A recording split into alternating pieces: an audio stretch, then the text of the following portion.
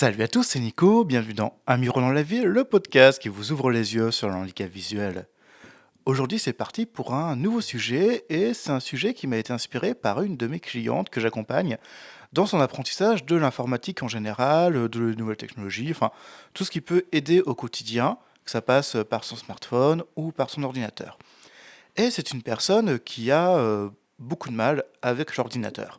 Principalement dû au fait que avant elle voyait, même si elle voyait mal, elle voyait, et forcément quand on voit, l'utilisation d'un ordinateur c'est beaucoup plus facile avec une souris qu'avec seulement le clavier.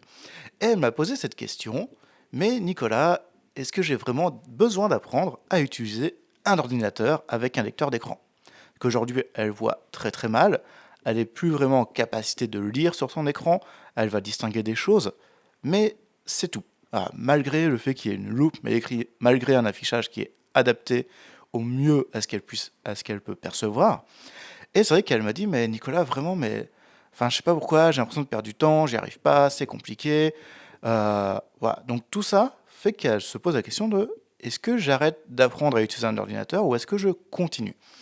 Et moi, j'ai posé cette question, enfin, en tout cas, enfin, ma réponse à cette question, c'est que ça va dépendre.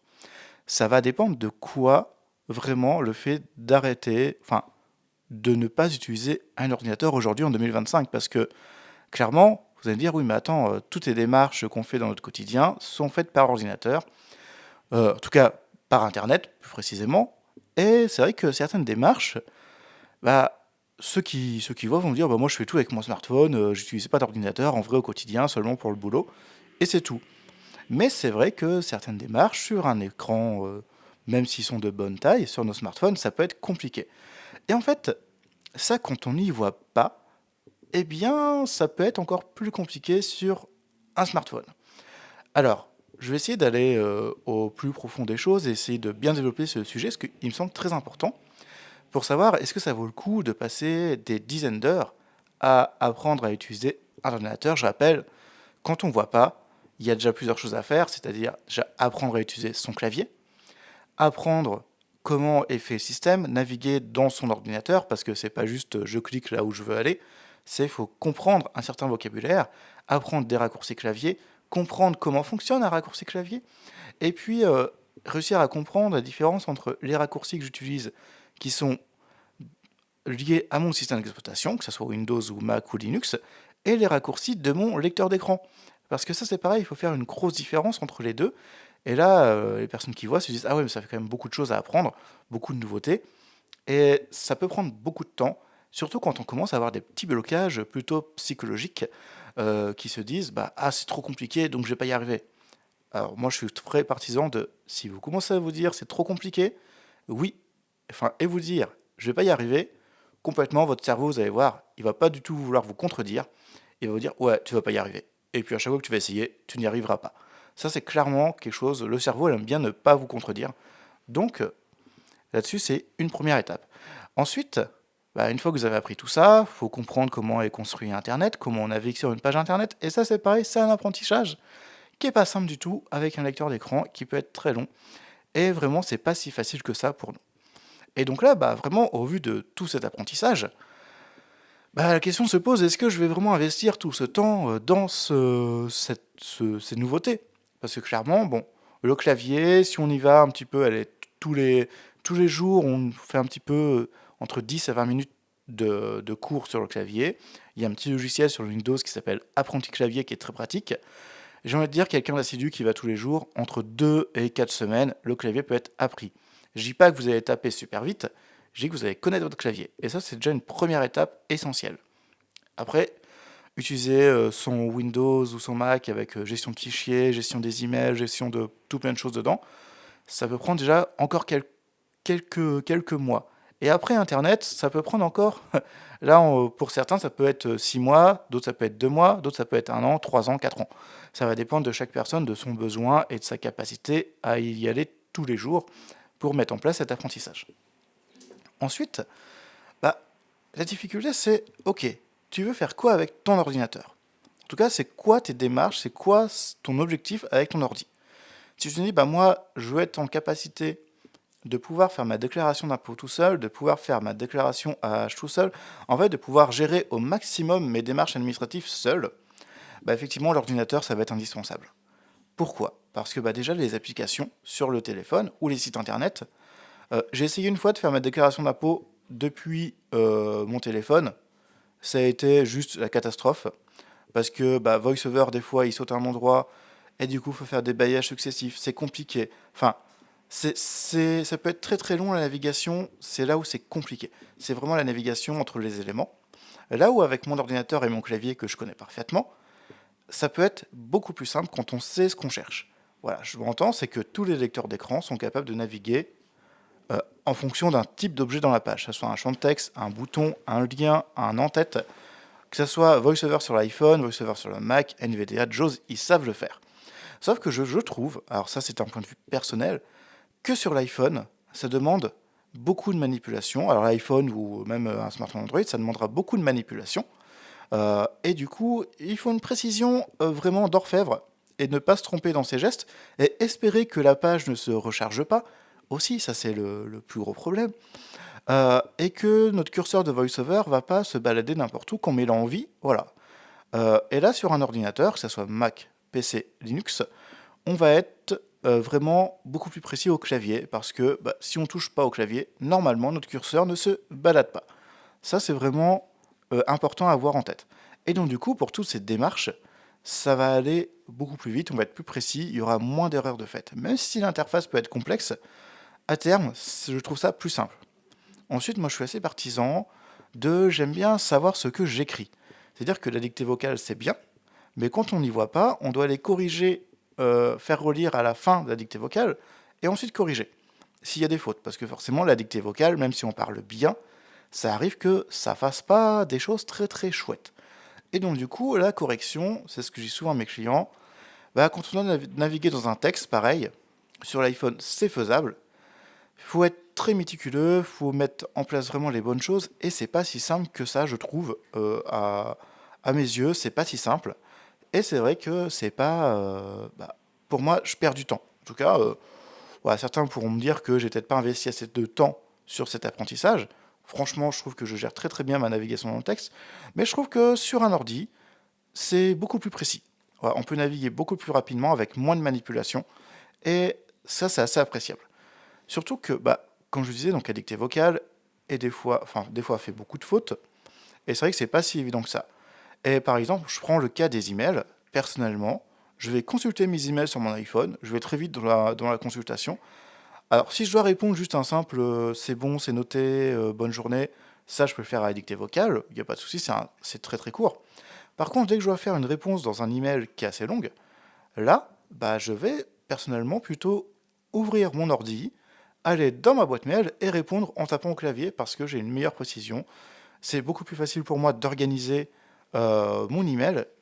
Et c'est souvent ce genre de cas où vraiment je vais bah, indiquer à mes clients de se dire, mais attends, pose-toi les bonnes questions, qu'est-ce que tu veux faire?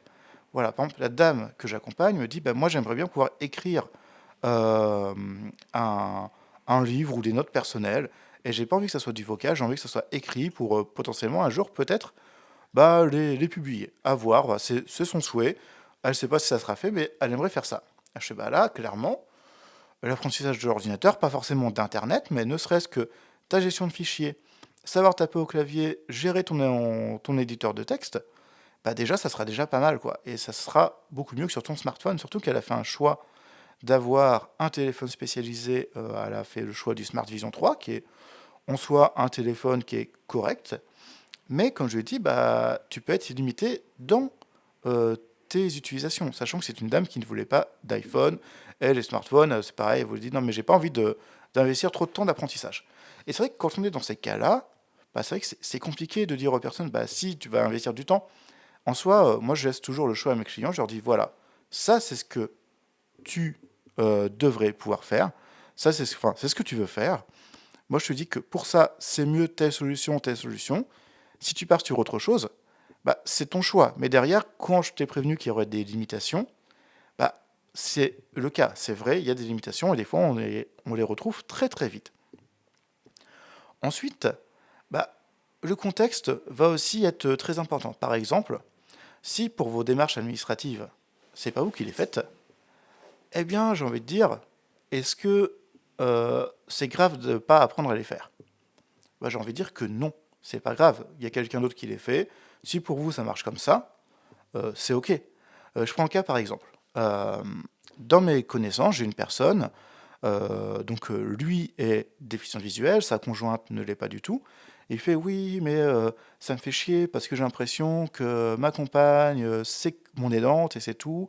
Et derrière, je lui dis oui, mais attends, ok, tu ne fais pas ces démarches administratives qui sont, on est d'accord, quelque chose d'un peu chiant à faire, surtout quand ça revient régulièrement.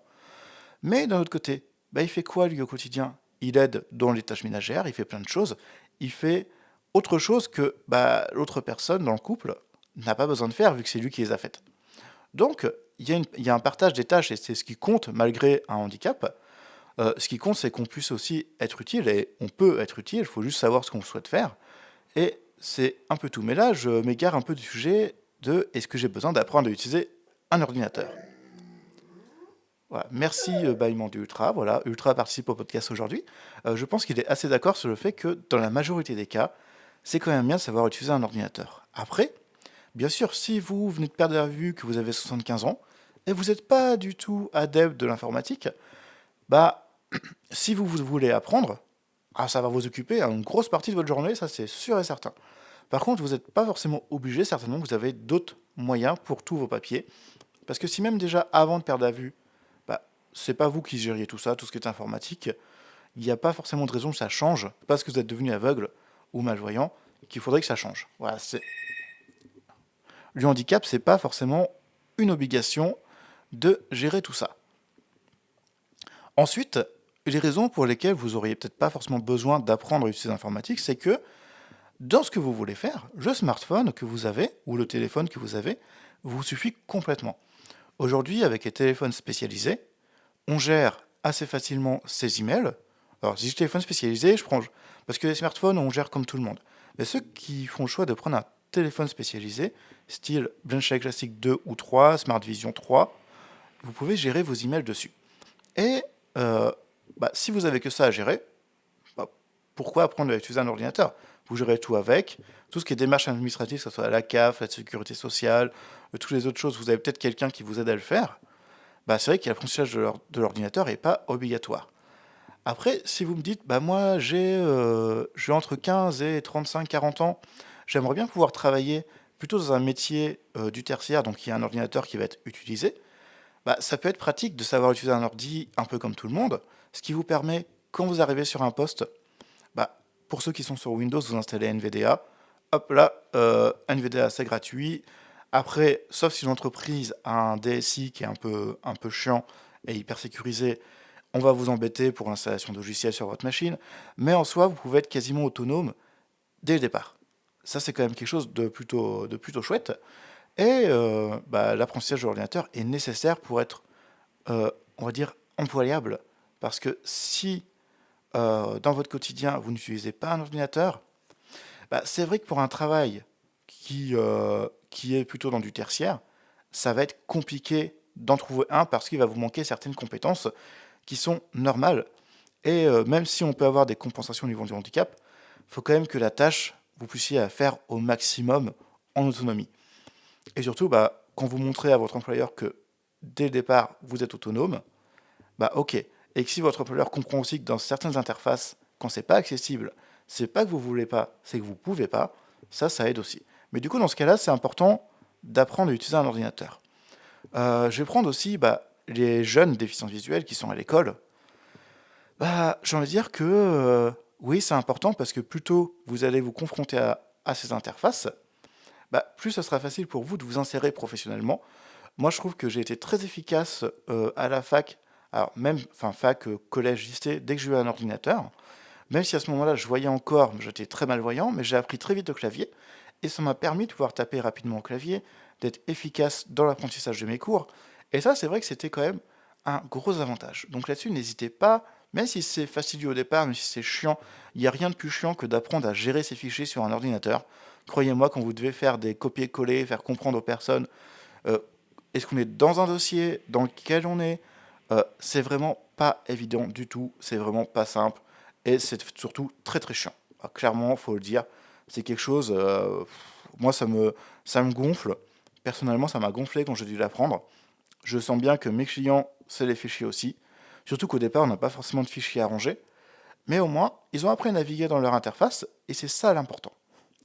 Donc voilà, donc j'espère que j'ai fait à peu près le tour de ce sujet de est-ce qu'il faut apprendre à utiliser un ordinateur. La majorité du temps, ça sera, j'ai envie de dire, oui, mais il y a certains cas où c'est pas obligatoire. Tout dépend de votre vie, tout dépend de vos objectifs et du besoin que vous avez de l'informatique. Voilà. Alors, je m'excuse de la qualité d'enregistrement parce que là, j'ai eu Ultra qui a voulu participer au podcast. J'ai malheureusement la personne chez qui j'enregistrais avant qui avait une rue très calme et un appartement sous les combles qui faisait que, d'un point de vue phonique, son appartement était génial pour enregistrer. Malheureusement, elle a rendu son appartement. Donc, j'enregistre dans mon salon. J'habite à côté d'une rue passante et c'est vrai que c'est pas simple du tout. J'essaye d'enregistrer à des heures où il y a moins de passages, mais c'est pas simple. En plus, j'ai quelqu'un qui a sonné à la porte, donc vraiment, c'est pas évident ces conditions d'enregistrement. J'espère que j'aurai bientôt un nouvel endroit pour enregistrer qui sera un peu plus calme. Vraiment, j'espère que ça ira pour ça. En tout cas, merci de votre écoute. Comme d'habitude, n'hésitez pas à partager un maximum sur vos réseaux, partager et écouter sur les différentes plateformes de podcast sur lesquelles je suis dispo. Donc, je rappelle Apple Podcast, Spotify, Deezer, je crois Amazon Music dessus, directement sur mon hébergeur Podcastix. N'hésitez pas, je suis aussi sur YouTube. J'ai reçu des petits commentaires très très sympathiques, vraiment merci à vous. J'ai reçu des emails aussi. N'hésitez pas à me poser des questions, j'essaierai d'y répondre au mieux avec le temps que je peux vous donner. Des fois les semaines sont un peu trop courtes. Mais en tout cas, merci à vous pour tous vos emails. N'hésitez pas. Si vous voulez participer à l'émission, pareil, un email à l'adresse nicolas@amirodans-la-ville.fr. Et je vous dis à la prochaine dans Un Miro dans la ville.